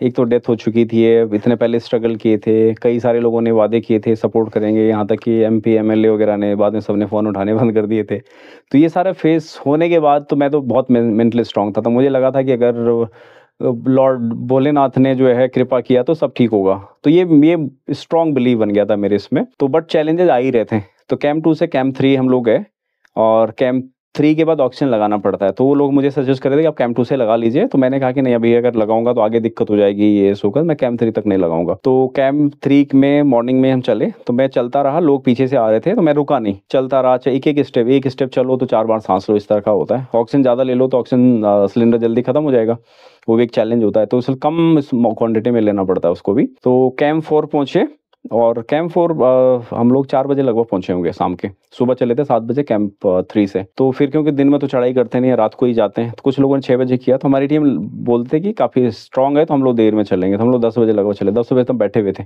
कैंप 4 में, टेंट के अंदर बहुत तगड़ी हवा चल रही थी वहाँ पे। और जैसे ही शुरू होने वाले थे तो हमारे साथ एक कंबाइंड में एक ही शेरपा थे बेसिकली, जो ट्रेन थे, जिन्होंने 8 बार क्लाइंब किया था। 9वीं बार वो हमारे साथ आ रहे थे। तो वो था, और उनसे मैंने बात किया था कैसे होगा, क्या होगा, जबकि बहुत सारे लोगों में क्या होता है कि एक क्लाइंबर के साथ एक शेरपा होता है। तो चलते-चलते क्या हुआ वहाँ पे, एक का जो एक और मेंबर थे, हमारे क्लाइंबर थे, उनका ऑक्सीजन सिलेंडर काम करना बंद कर दिया। तो वो तो उनके साथ आने लगे धीरे-धीरे, हम आगे चलते रहे। तो फिर वहाँ से मेरी जर्नी अकेली चालू हो गई थी। मैं चलता रहा, फिर मैं पीछे नहीं रुका। तो एक बालकनी, एक जगह आती है बीच में, तो वहाँ पे ऑक्सीजन सिलेंडर चेंज किए जाते हैं। तो मैंने वहाँ पे चेंज किए, तो एक और साथी थे हमारे, तो वो बोलने लगे, "अरे दादा, रुकते हैं यहाँ पे और लोगों के लिए।" तो मैंने उनको बोला कि नहीं, रुकना तो नहीं है यहाँ पे, तो -40 डिग्री होगा लगभग उस समय। खड़े रहते-रहते जाम हो रहे थे। मॉर्निंग 4 बजे था जब हमने समय देखा। तो एक साथी थे, वो बोलते कि नहीं-नहीं, रुक जाइए यहाँ पे, हम औरों के लिए रुकते हैं। तो मैंने उनको बोला कि अभी तो पता ही नहीं है लोग कहाँ पे हैं, क्यों रुकोगे? यहाँ पे अच्छा। तो फ्रोस्ट बाइट हो जाएगा, हाँ। रुकोगे। तो वो रुक गए वहाँ पे, और जो हमारे मेन शेरपा वो तो पीछे थे कहीं। तो हम लोग आगे बढ़ गए। तो मैं आगे गया, अकेला ही था वहाँ से। तो एक और जो कुछ-कुछ क्लाइंबर और कंपनी के साथ में आ रहे थे वहाँ पे। चलते गए आगे, तो पता चला जब हम काफ़ी ऊपर पहुँच गए, फिर मैं रुक गया, मैं 2 घंटा और रुका वहाँ। शायद अब अकेले थोड़ा एक पॉइंट पे ऐसा लग रहा था कि शायद अकेला जाना सही नहीं है, कहीं मैं गिर गया, कहीं कुछ हो गया तो कौन मेरा सपोर्ट है। तो मैं रुक गया वहाँ पे, 2 घंटा मैं और रुका वहाँ पे। तो 9 बज गया था, तब मैंने देखा कि बालकनी पे और लोग आए हुए, मेन शेरपा पे आके वो लोग वापस चले गए। उनकी तबीयत खराब हुआ, कुछ भी हुआ, वो वापस चले गए। तो वहाँ से फिर जब मैंने वापस जाते हुए देखा उन लोगों ने, तब मुझे रियलाइज़ हुआ कि क्लाइंबर तो नीचे आ रहे हैं। अब शायद मैं ही लास्ट हूँ यहाँ पे, और मुझे जाना चाहिए ऊपर, क्योंकि अगर वापस चले गया तो फिर कोई पॉइंट नहीं था इतना सारा तैयारी करने। तो वहाँ से फिर मैं अकेला निकला। तो अराउंड 11 बज के 13 मिनट पे जो नेपाली टाइम था, उसमें मैं टॉप पे पहुँचा था। तो फिर तब तक और भी कुछ साथी मेंबर थे, वो बाद में आए फिर धीरे-धीरे। तब वहाँ पे पहले तो एक लग नहीं रहा था कि शायद मैं टॉप पे पहुँचा, जितनी इतनी स्ट्रगल के साथ मैं गया था। तो ऐसा लग रहा था जैसे कि शायद ये सपना होगा, शायद मैं सपना देख रहा हूँ सपने में कि मैं top top of the world हुँ। पे पहुँच चुका हूँ। एक सपना जैसा लग रहा था। बाद में जब पूरे हौस-हवास और लोगों को देखा, बोला नहीं, नहीं, रियलिटी में हूँ, यहाँ पे पहुँचा हूँ। फ़ोटो वगैरह खींचा वहाँ पे, कुछ लोगों के लिए, जिन लोगों ने सपोर्ट किया था उनके लिए मैंने वीडियो बनाई वहाँ से, उनका धन्यवाद किया कि भाई आप लोगों के सपोर्ट की वज़ह से मैं यहाँ पे पहुँचा हूँ। और तो वहाँ पहुँचने के बाद फिर रियलाइज़ वो भी ये हुआ कि भाई ऑक्सीजन सिलेंडर, अब तो ऑक्सीजन कम बची हुई है। अगर यहाँ पे टाइम ज़्यादा ले लिया तो वापस भी जाना है। वहाँ पे कितने टाइम के लिए रुकते हैं जब पहुँच जाते हैं पीक ये पे? डिपेंड करता है कि ऑक्सीजन कितना है, और आपकी जो शेरपा वो कितना सपोर्टिव है। तो मेरे साथ तो कोई शेरपा तो थे नहीं, मैं अकेला था, तो मेरे पे कोई रोक नहीं था। बट मैं तो ट्रेनिंग करके आया था कि सिलेंडर कैसे चेक करना है, कितना बचा हुआ, क्या कुछ है। तो मैंने देखा आधा खत्म हो चुका, आधा बचा हुआ था। अब मुझे उस पे जो है कैंप 3 तक पहुँचना था उसी सिलेंडर पे। तो मैं जब देखा तो मैं लगभग आधा घंटा तो रुका था वहाँ पे, टॉप पे फ़ोटो खिंचवाए, थोड़ा बैठे। हालत बहुत ख़राब थी, वीकनेस था, खड़ा नहीं हो सकते थे आप, खड़े-खड़े चक्कर आना, तो ये इस तरह का प्रॉब्लम थी। तो मैं जैसे लग रहा था कि गिरने वालों में बैठ जाता था। तो 2-3 मिनट बैठे। तो वहाँ पे एक पर्टिकुलर जगह है जहाँ पे जो है जब लोग चढ़ते हैं, या अलग-अलग पीक पर है, हाँ कुछ ना, ऐसा एक क्या एक ही एक है, जगह तो है? उस पे ऐसे प्लेन तो नहीं है वहाँ पे। हुँ। वहाँ पे लगभग क्या बोलेंगे, तो रोप पकड़ के खड़े रहते हैं वहाँ पे, अच्छा, रोप पकड़ के। तो एक टाइम में वहाँ पे कम से कम नहीं तो 30-35 लोग आ सकते आ हैं। सकते हैं। हाँ, आ सकते हैं। बट आप ऐसा नहीं कि जहाँ दौड़ फ़ोटो वगैरह हाँ, खिंचवाते हैं फ़ोटो वहाँ पे। खिंचवाने के लिए वहाँ पे कर सकते हैं, बट रोप पकड़ के रहते हैं वहाँ पे, क्योंकि इतना प्लेन एरिया नहीं है वहाँ पे उस जगह पे। तो इमीडिएटली जैसे लोग क्लाइम करते हैं जैसे दिखाते हैं कि हमने फ्लैग लगा दिया, ये कर दिया, वैसा कुछ होता है क्या? हाँ, फ्लैग फोटो खिंचवाते हैं, लगाते नहीं। अच्छा। फ्लैग वो फिर वापस लेना पड़ता है, क्योंकि रेस्पेक्ट भी होती है वो, क्योंकि हाँ। वहाँ पे हम लोग कुछ भी नहीं छोड़ते हैं एक्चुअली। अच्छा, जो भी एक तो अपने देश का हम जो झंडा लेके जाते हैं, या स्पॉन्सरशिप पार्टी के जिनसे स्पॉन्सरशिप मिलती है, हाँ। तो उनके फ्लैग लेके जाते हैं, फोटो खिंचवाते हैं, पैक करके फिर वापस ले आते वापस हैं। जाते हैं। तो ये भी माउंटेन में बोला जाता है कि जो ऊपर चढ़ना तो उतना टफ नहीं जितना नीचे जाना होता है। हाँ, जितने भी ये कुछ है कि मतलब जो है, बोलते हैं कि ऊपर जाना आपके पास चॉइस है, चढ़ो ना चढ़ो, लेकिन नीचे उतरना कंपल्सरी है। हाँ, वो वहाँ पे चॉइस नहीं है आपकी। हाँ, वो है ना, अगर जिंदा रहना चाहते हो तो भाई वापस तो आना ही पड़ेगा। ऊपर तो आपका चॉइस है कि भाई आप मन नहीं कर रहा, रिस्क नहीं लेना है, तो आप मत जाइए, रुक जाइए। बट अब जब एक बार लेकिन चढ़ चुके हैं, नीचे नीचे तो आना ही पड़ेगा। और जितनी भी डेथ होती है माउंट एवरेस्ट पे, वो जितने भी क्लाइंबिंग में, सबसे ज़्यादा डेथ हुए नीचे आते हुए होती है, ऊपर चढ़ते हुए बहुत कम होते हैं। तो एक तो उसका रीजन है कि एक तो ऑक्सीजन सिलेंडर में ऑक्सीजन कम रह जाती है, एक तो रीजन वो है। दूसरा, जितना भी एनर्जी होती है सारा क्लाइंबर जो है ऊपर क्लाइंब करने के लिए लगाता है, तो नीचे आते हुए पता चलता है कि अब तो एनर्जी भी नहीं बची, समय नहीं बचा। और एक डिसबैलेंस, ऊपर जाते हो तो बैलेंस रहता है, बॉडी वगैरह रोप पकड़ के जा रहा है, नीचे आने के लिए झुकना पड़ता था। तो अच्छा। उसमें भी कभी तो ऐसा लगता था कि खड़े उठने का मन नहीं करा, बैठ गए एक बार। तो बहुत सारे लोग जो गिव अप करते हैं फिजिकली, तो सारे लोग पूरी हालत खराब होती टूट है, चुके होते हैं पूरे। टूट चुके होते हैं। तो मैंने भी रियलाइज़ किया उसको। फिजिकली तो आपको ऐसा लगता है कि बॉडी पार्ट आपके नहीं है, कि वीकनेस इतनी होती है, आप खड़े नहीं रह सकते देर तक। उसके लिए जो है मैं तो जब मुझे लगता था कि शायद मैं गिरने वाला हूँ, वीकनेस इतना था, शरीर हो गया था, तो मैं बैठ जाता था। बैठ के मैं 20 काउंट करता, 20 सेकेंड कदम चल के फिर मैं बैठ जाता था, सांस लेके। उसके बाद मैं खड़ा होता था, फिर निकलता था। तो इस तरीके से मैंने जो है पूरा कैंप 4 तक पहुंचा। और सबसे बड़ी बात हुई कि 2 दिन तक कोई खाना पीना, पानी खत्म हो गया, बॉटल में पानी नहीं बचा। तो जब पानी नहीं रहता, अगर खाना नहीं है, पानी मिल रहा है, तो फिर भी आप चल जाता है, एनर्जी आपके अंदर एनर्जी रहती आती है। और आपके पास, मेरे पास ड्राई फ्रूट्स थे खाने के, वो खाए नहीं जाते, गले में ऐसा लग रहा है जैसे कुछ चुभ रहा है, क्योंकि अच्छा। पानी नहीं था। और वहाँ पे आप बर्फ़ नहीं खा सकते, बर्फ़ खा लिया तो आप खांसते रहोगे, वो खांसी ऐसी होती है कि आपको फिर सोने नहीं देगी और आराम नहीं होगा फिर। तो इस तरह के चैलेंज थे। और जब रियलाइज़ हुआ कि प्यास लग रहा है, खाने का मन कर रहा है, पानी नहीं था, बस यही था कि अब कैंप दूसरे आदमी से हेल्प नहीं ले सकते कि और फिर वहाँ क्लाइंबर। पता ही नहीं चलता है, लोगों को सब हालत वही खराब रहता है। जब हम लोग जब नीचे आ रहे थे, किसी के पास भी पानी नहीं था, एक दूसरे सब बॉटल देख रहे हैं तो खाली है बॉटल में, कुछ भी पानी नहीं था। तो कैंप 4 पहुंचे तो ये सब आशा ये थी कि शायद कैंप 4 पहुंचेंगे तो वहाँ पे कुछ खाने पीने को मिलेगा। तो जब कैंप 4 में पहुंचे, कुछ लोग हमारे आधे से ज़्यादा लोग वापस आ गए थे, उनका हेल्थ इशूज़ हो गए थे। जैसे जिन्होंने 8 बार क्लाइंब किया था, वो भी वापस हो गए थे कि बालकोनी से ऊपर नहीं जा पाए, वापस चले। तो वही हमको वहाँ कैंप 4 में मिले। तो हमें अराउंड 6 बज रहा होगा शाम के, वो मिले। तो पूरा बॉडी तो बुरा हाल था हो रखा, तो ये लगा कि शायद वहाँ पे जाएँगे कुछ तो होगा। तो उन्होंने हमको बोला कि अगर सर्वाइव करना चाहते हो कैंप 2 जाओ, यहाँ पे हमारे पास गैस भी नहीं है, पानी नहीं है, खाने का कुछ भी नहीं है। तो 6 बजे हालत ऐसी, हम तो सोच के आए थे कि कैंप 4 में कुछ मिलेगा। रात हो गई।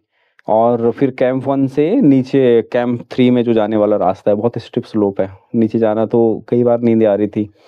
नीचे झुकना, रोप चेंज, सेफ्टी एंकर लगाया रहता है उस रोप पे, उसको जब चेंज करते थे तो ऐसे झपकियाँ आती थी, नींद की झपकियाँ आती थी।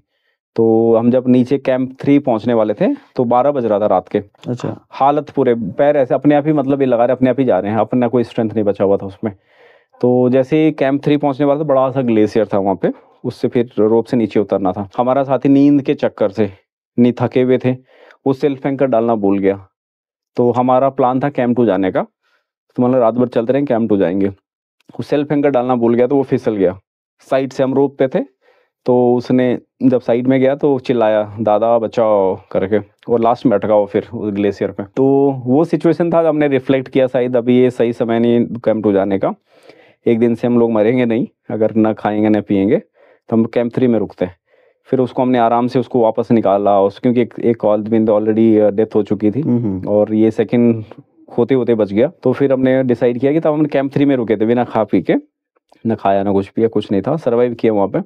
फिर नेक्स्ट डे हम जो मॉर्निंग में उठे, फिर कैंप 2 गए थे। तो कैंप 2 फिर नेक्स्ट डे हम जो 4 बजे लगभग पहुँचे वहाँ पे। तो वहाँ पे एल्टीट्यूड उतना ज़्यादा नहीं है, ऑक्सीजन का लफड़ा नहीं है, तो वहाँ पे पानी वगैरह मिल गया था। तब जाके थोड़ा रिलैक्स हुआ कि हाँ अब जो है हम सेफ हैं और मतलब पहुँच अगर चुके जो हैं। है कोई इस तरीके की वो करता है, कोई लापरवाही टाइप की, क्या-क्या प्रॉब्लम आती है वहाँ पे? सबसे बड़ा बात ये, अगर हम जो है एक्लिमेटाइज शुरुआती से, जैसे हम लोग जो काठमांडू से शुरू करते हैं तो एक्लिमेटाइजेशन सिस्टम वहीं से चालू हो जाता है। तो अगर हम वहाँ प्रॉपर एक्लिमेटाइज नहीं करते, वहाँ पे मुझे भी किसी ने गाइड किया था कि आप जो है ठंडा पानी बिल्कुल ना पिए, क्योंकि वो पानी ऐसा नहीं होता, वो ग्लेशियर का पानी होता है, गर्म पानी पीना था। तो मैंने बिल्कुल भी अब वो फॉलो किया, उसको गर्म पानी का थर्मस अपने पास रखा, वो पिया। वहाँ पे ये बोलते हैं खुम्बो कफ बोलते हैं उसको। तो एक बार वो खुम्बो कफ लग खांसी चालू हो जाती है तो बहुत टफ होता है उसको जाने के लिए। आप खांसते रहते हो, आप खांसते तो आप नींद सो नहीं सकते हो, आप नींद आपकी पूरी नहीं होती तो आप एक्लिमेटाइज नहीं होते नहीं हो, कर सकते। ये वाला है। दूसरा, वहाँ पे खाने का मन नहीं करता बिल्कुल, जैसे अब एल्टीट्यूड बढ़ता है, आप हाइट पे जाते हैं, बिल्कुल आप खाना आपके सामने रखा, मन नहीं करता है। नहीं, कुछ ऐसा हो जाता है कि मुझे बता रहा था कोई कि याददाश्त चले जाती है, हाँ, तो कुछ इस ये है तरीके ना, से। तो जैसे अब मैं खाना नहीं खा रहा हूँ, मन तो कर रहा है, खाना नहीं खा रहा हूँ, तो मतलब मैं खाना भी नहीं खा रहा हूँ, सो नहीं पा रहा हूँ, तो एल्टीट्यूड इश्यूज वगैरह होते हैं। चश्मा होता है ना, स्नो जो गोगल्स हम लोग पहनते हैं, अगर वो नहीं पहना तो स्नो ब्लाइंडनेस हो जाता है, आंखें अंधी हो जाती है। तो आंखें, उसका एक ही इलाज है, अंधेरे में रखा जाता है, फिर आपका चढ़ना ही बेकार है, आप चढ़ ही नहीं सकते हो अगर एक बार स्नो ब्लाइंडनेस हो गया तो। वो सारे चीज़ें, छाती में पानी भर जाता है उसमें, दिमाग में पानी भर जाता है, एक्लिमेटाइज हुए नहीं, आप जल्दी जल्दी भाग रहे हो ऊपर, तो उसमें क्या, जो हवा भी ले रहे हैं वो भी क्या होता है, वाटर में एक्युमुलेट हो जाता है, फिर दिमाग में अच्छा, बढ़ जाता है, तो चक्कर आ जाते हैं, गिर जाते हैं। तो वो भी है कि उसका भी एक शरीर के अंग खराब होने का चांस रहता है, कुछ हाँ, ब्लड तो फ्लो ये होता तो है। रहा नीचे लेवल से जो चालू हो जाता है, अगर एक्लिमेटाइज नहीं हो पा रहे हो, आप जल्दी भाग रहे हो, अब जैसे तबीयत खराब हो गई तो बेस्ट रूल क्या होता है कि आप वहाँ पे रुकिए या डिसेंड करो। मेडिसिन काम नहीं करती हाई एल्टीट्यूड में, तो उसका बेस्ट क्या होता है, नीचे आइए वापस, लोअर एल्टीट्यूड में रहिए, थोड़ा फिट हो गए तब क्लाइम करें। तो कुछ लोग इसको फॉलो नहीं करते हैं, बोलते हैं हल्का सा भी अगर तबीयत खराब है तो वो लोग चलते जाएंगे, चलते रहते तो हैं। उसकी वजह से उनका हापो ये सारा चीज़ है, स्नो ब्लाइंडनेस है, तो ये सारी प्रॉब्लम होती है। तो एक्सपीडिशन फेल होने के रीज़न है जो क्लाइंबर वहाँ पे करता है। अगर क्लाइंबर के साथ शेरपा ना हो तो क्या चढ़ने में क्या दिक्कत आएगी चढ़ने में? देखो, मैं तो मतलब ये लगा लो कि एक तो कॉन्फिडेंस, जैसे मैं तो ट्रेन था पहले से ही, तो मेरे साथ तो नए था, मैं तो खुद ही करके आ गया। अदरवाइज़ लोग वापस आ जाएँगे, नहीं जा पाएँगे। एक तो उनके अंदर इतना कॉन्फिडेंस नहीं होता है कि वो क्योंकि आपने जैसे यूरोप के काफ़ी जगह पे आपने जो है क्लाइंब किया है, वहाँ पे शेरपास नहीं होते, हुँ, वहाँ पे अपने आप करना पड़ता है। यहाँ पे लोग बाग जो है करते हैं, हालाँकि नेपाल गवर्नमेंट ने मैंडेटरी कर दिया है कि शेरपा होंगे, होंगे। होने मतलब उनका वो जो है रोज़गार है।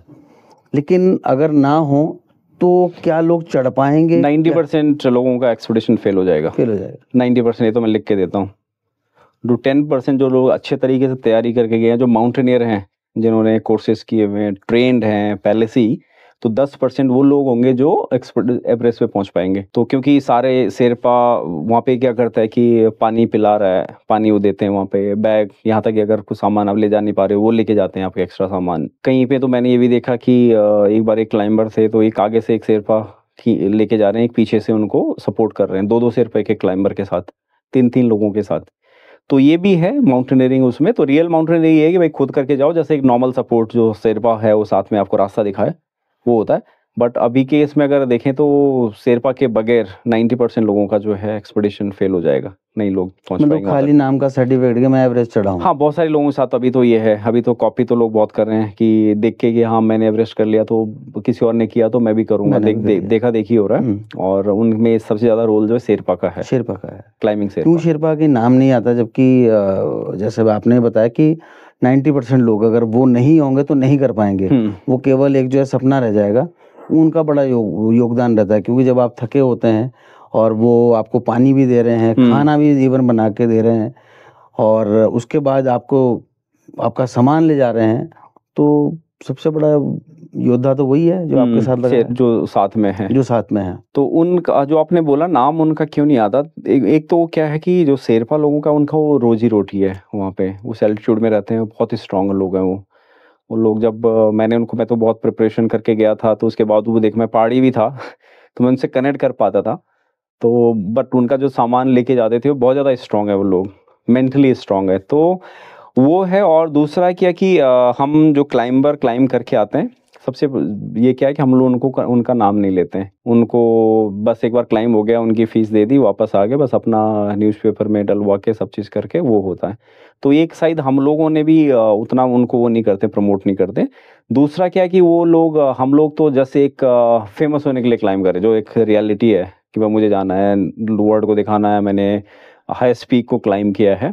उन लोगों का इस तरह का नहीं है, उनका बस वो है कि रोजी रोटी अपने परिवार चलाने के लिए जो है तो वो करना, उनका कोई सपना नहीं होता कि मुझे एवरेस्ट पे रिकॉर्ड बनाना। भाई शिरपास तो मुझे ऐसा लग रहा है कि 25-30 बार चढ़े हैं। अभी एक का 27 बार, एक वहाँ पे है रीता गामी शेरपा, वो रूट ओपनिंग, हाँ ना, वो मेल है। तो उन्होंने अभी 27 बार उनका क्लाइम हो चुका है, वर्ल्ड रिकॉर्ड बने। पहले आदमी जिन्होंने 27 बार उन्होंने जो है एवरेस्ट क्लाइम किया है, तो उनका तो काफ़ी नाम है और उनको जगह जगह बुलाया जाता है। तो जो रूट ओपनिंग जो टीम होती है नेपाल गवर्नमेंट की तरफ से ज़्यादा जो रूट बनाती है, तो उसमें वो लीड करते हैं, वो लेके जाते हैं। पहले रूट बना के रखते हैं, रोप वगैरह जो डालते हैं, रोप वगैरह फिक्स करके। तो नेपाल के जो डिपार्टमेंट है जिसको हम लोग फीस देते हैं, जैसे क्लाइंबर की तरफ 12-13 लाख रुपए जो नेपाल गवर्नमेंट को जाता है, तो वो जहाँ पे भी ग्लेशियर तो टूटते रहते हैं, हमारे सामने कई बार रास्ते हमारे टूटे हैं, कई रास्ते नए बने, तो वो डिपार्टमेंट जो है उनका वो रास्ते में वहीं पे रहते हैं, तुरंत जो आके वो उनको आइस फॉल डॉक्टर बोला जाता है वहाँ पे, वो जाके जो है रास्ते ठीक कर देते हैं। तो वो रस्सी डाल के रखते हैं पहले? हाँ, रस्सी पूरा फिक्स है, पूरा एवरेस्ट तक। ये है आपका, जैसे बेस कैंप से शुरू होता है, कैंप 1 तक लगा हुआ है। जहाँ जहाँ पे जरूरत है, जहाँ पे सेफ है वहाँ पे तो नहीं होता है। जहाँ पे ग्लेशियर से होके जा रहे हैं, चांसेस है कि आप क्रेवास में चले जाओगे, डेंजरस है, तो वहाँ पे हर जगह रोप बांधी हुई है, रोप भी, स्टेयर्स सीढ़ियाँ वगैरह जो लगती हैं, तो ये पूरा जो है वो सब वही काम करके रखते हैं। सब रोप पूरा फिक्स रहता है वहाँ पे। तो वो क्या मंजर रहता होगा जब जो है कुछ भी नहीं और आप जो है एक रास्ता। हाँ, तो उनको इसीलिए उनको एक महीने से ज्यादा लगता है, उनकी पूरी टीम जाती है वो, क्योंकि जो पुराना रास्ता वो सारा बंद हो जाता है, ऊपर बर्फ आ जाती है, रास्ते टूट जाते हैं, तो रोप तो फिक्स ऑलरेडी की हुई रहती है पहले साल की, पर वो सारा खराब हो जाता है। अच्छा। तो इस टीम को क्या प्रत्येक साल, हाँ, दबते जाता है, तो पर इस टीम को प्रत्येक साल जाके जो है नया रास्ता बनाना पड़ता है। तो जब वो टॉप पे पहुंचती है तब वो डिक्लेयर करती है कि हमने जो रूट है वो फिक्स हो चुका है। उसके बाद जो वेदर विंडो जो मैंने बताया था कि वेदर विंडो कब का है, कब मौसम ठीक है, तो उस हिसाब से जो क्लाइंबर फिर वो करते हैं। क्या कहना चाहोगे? आपने जो है बहुत सारी बातें कही कि मतलब जो है जो फंडिंग के लिए कहीं ना कहीं जो है काफ़ी सारी अप्रोच आपने लगाई है। अगर जैसे मोदी जी ने अभी मुखवा जाके जो है बात कही थी कि इस चीज़ को बढ़ावा मिलना चाहिए, प्रमोशन मिलना चाहिए, और इसमें जो है ये एक खेल है, स्पोर्ट्स है, ये इसमें लोगों को आगे आना चाहिए, लेकिन जो बातें कही जाती हैं वो धरातल पर कहीं ना कहीं जो है नदारत। मैं तो ये कहना चाहूँगा कि देखो, जो मोदी जी का सपना है, अगर सारे जो पॉलिटिशियन है वो लोग फॉलो करें तो हमारा देश जो है सोने की चिड़िया वो बन जाएगा, पर उसको सारे लोग फॉलो नहीं करते। ग्राउंड पे रियलिटी कुछ और है। हम ऑफिसर्स में जाते हैं तो बिना करप्शन के बात नहीं होती, एक छोटा सा काम करने के लिए भी ब्राइब मांगते हैं कि इतना दो तब जाके काम होता है, तो इस तरह का है। और जो फंडिंग जो मैंने 2022 में एवरेस्ट किया था, 2 लोगों ने हमने क्लाइम किया था, एक और लड़की थी उत्तरकाशी की, सविता, जो कि अब इस दुनिया में नहीं है। अच्छा। तो उनका एक्सीडेंट हो गया था बाद में, और वो इस दुनिया में नहीं है, और मैंने क्लाइम किया था क्योंकि हमको स्टेट गवर्नमेंट की तरफ से कोई भी सपोर्ट नहीं मिला, कुछ भी सपोर्ट नहीं मिला। तो अभी लगा लो 2025 है, तो अभी तक उसके बाद एक भी आदमी ने 2022 के बाद एवरेस्ट क्लाइम किसी ने भी अप्रोच ही नहीं किया। पता है कि कोई सपोर्ट नहीं मिलेगा करके भी क्या करना है, जबकि वहाँ पे कई सारे और स्टेट हैं, हरियाणा हो गया, पंजाब हो गए, उड़ीसा हो गए और वेस्ट बंगाल हो गए, तो ये लोग बहुत सपोर्ट करते हैं अपने क्लाइम। राजस्थान हो गया, राजस्थान में तो गवर्नमेंट यहाँ तक लैंड भी देती है उनको बिजनेस करने के लिए, और हरियाणा में तो गजेटेड पोस्ट भी उनको दी जाती है जो भी एवरेस्ट क्लाइम करके आते हैं। तो यहाँ के उत्तराखंड गवर्नमेंट के पास कुछ ऐसा नहीं है कि मतलब जो है या देते नहीं है? यहाँ पे अगर मैं बात करूँ, जो मेरा एक्सपीरियंस है, मैंने कई बार मुख्यमंत्री जी से मिलने की कोशिश की, जो PROs उनके हैं, बात किया, बट कोई उन्होंने लीड नहीं दी, मतलब मिलने की कई सारे बहाने उनके थे। तो मैं खुद ही परेशान हो गया था, मैं बोला नहीं, मैं इतना पहाड़ मैंने खुद ही चढ़ लिया अपने मेहनत से, तो कोई मतलब नहीं उनसे मिलने का। तो वो है, मैं तो चलो अभी मैं काम कर रहा हूँ, जॉब कर रहा हूँ, मैं तो अब इंडिपेंडेंट हूँ उस तरीके से, बट बहुत सारे लोग हैं जो करना चाहते हैं, उनको कोई सपोर्ट नहीं मिल रहा। तो ये सपोर्ट की वजह से उनका जो प्रतिभा वो नीचे जा रही है। और मैं तो यही कहना चाहूँगा, जो भी लोग हैं ट्राई करें, केवल गवर्नमेंट के भरोसे ना रहें, अगर करना चाहते हैं अपने पैरों पे खुद ही करें।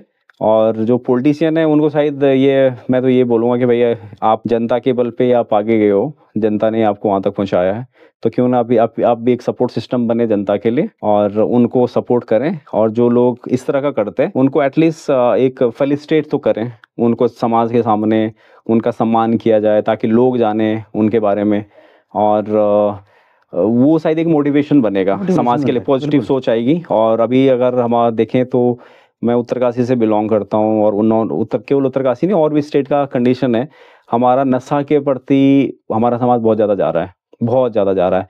छोटे छोटे बच्चे स्कूल छोड़ के नशा के प्रति लग गए हैं, नशा बहुत ज़्यादा करने लग गए हैं। तो अगर गवर्नमेंट शायद इस तरीके से जो एडवेंचर्स बेस्ड है, इस तरह का इसमें प्रमोट नहीं करेगी, तो आने वाले जो 5 से 10 साल में स्थिति बहुत बेकार हो जाएगी हमारे जो युवा हैं आने वाले।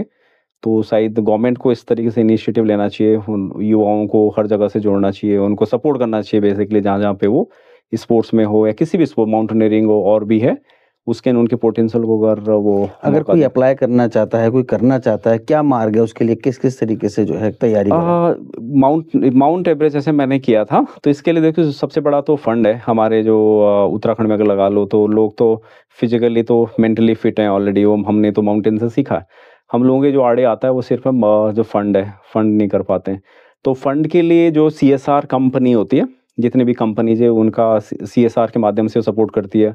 गवर्नमेंट भी करती है, बहुत सारे गवर्नमेंट के पास कई सारे जो ऐसे डिपार्टमेंट है जहाँ से वो सपोर्ट। आपने कहा कि फंड्स सबसे पहले है, हुँ। तो पैसे तो बहुत लोगों के पास है, पैसा, लेकिन और चीज़ क्या-क्या लगती है? डॉक्यूमेंटेशन क्या लगता है? डॉक्यूमेंटेशन फिजिकल आपके पास जैसे फिजिकल वो आपका होना चाहिए, मतलब हर कोई आदमी पासपोर्ट। दे सकता है कि या जो है हाँ, कुछ ना कुछ काबिलियत होनी चाहिए आपके अंदर, क्या होना काबिलियत चाहिए? आपके अंदर देखो, एक तो जब आप किसी को ऐसे तो कोई तैयारी नहीं वहाँ जाएगा नहीं, क्योंकि वहाँ तो लाइफ एंड डेथ वाला सिचुएशन है, डेथ भी हो सकती है। तो जो लोग जिन्होंने प्रिपरेशन किया है, जिन्होंने एक सपना देखा है कि मुझे माउंट एवरेस्ट जाना है, और वो उनका प्रिपरेशन देख के, उनका कॉन्फिडेंस देख के तब जाके, क्योंकि ना मेरे पास फंड भी है, मेरे पास तैयारी भी है और मुझे वहाँ पे करना है, एक मकसद है कि भाई वहाँ जाना है, लोगों को अवेयर करना है कि तुम भी ये कर सकते हो, चैलेंज ले सकते हो लाइफ में। तो उस तरीके शायद वो है।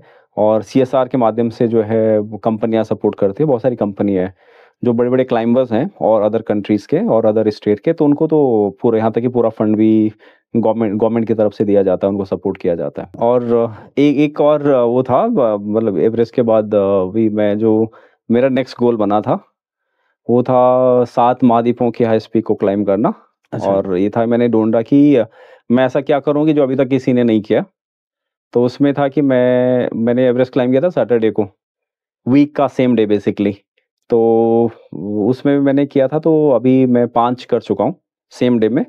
तो इसके लिए जो मेरा नाम वो इंडिया बुक ऑफ रिकॉर्ड में दर्ज हुआ है उसके लिए कि अच्छा। First person of the world who has climbed 4 continents highest peak on a specified day, basically जो वीक का एक सेम दिन एक के दिन अंदर। में। तो फिर अभी मैंने 5वां जो साउथ अमेरिका में गया था, तो वेदर बहुत ख़राब था, चैलेंजेस था बहुत, 21 डेज़ हम लोग वहाँ पे थे। और पहला जो हम लोग 22 को क्लाइंब किया तो वेडनेसडे था, तो सारी टीम नीचे आ गई। तो मेरे दिमाग में वही सपना घूम रहा था कि नहीं, मेरा जो मिशन लेके मैं आया था कि मैं सैटरडे को ही क्लाइंब करना है, वो तो फेल हो जाएगा। फिर सारी टीम नीचे आई, मैं फिर अपना बैग पैक किया और पहाड़ों से तो हमने सीखा ही है दृढ़ होना कि भाई कुछ करने के लिए कोशिश तो करनी जैसे आपने पड़ेगी। यूरोप में कराई, इसके लिए भी जो है वो फंडिंग आपने कहीं से अरेंज करी है या कुछ यूरोप कोई के लिए, सीएसआर से शुरू किया आपने हाँ, करा? तो यूरोप के लिए क्योंकि फंड इतना ज़्यादा नहीं लग रहा था, तो मैंने अपना जो मुझे अपना इनकम से जो मेरा था, मैंने उसी से किया था।